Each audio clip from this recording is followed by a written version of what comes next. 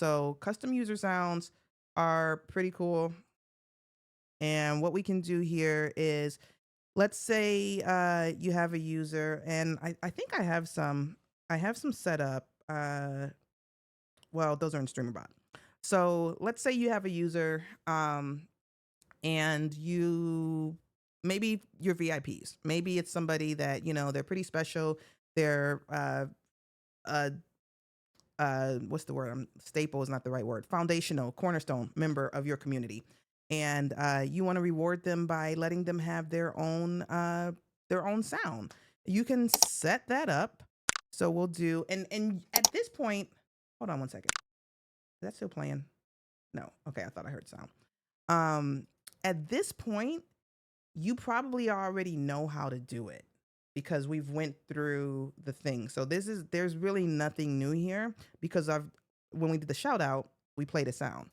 So we'll add a new command and let's call this one Fig. So we'll give Fig a custom shout out. So exclamation Fig. The restrictions, we'll add a restriction, permissions. And the permission is a single viewer. And then we'll add effect, play sound, choose file, custom user sound. I'll just grab Cinna sound for the time being. Turn it up a little bit. We'll add that.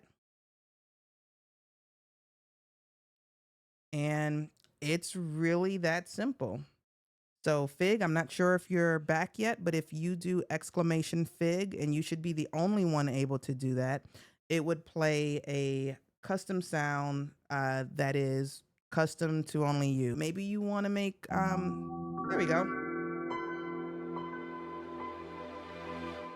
Just like that.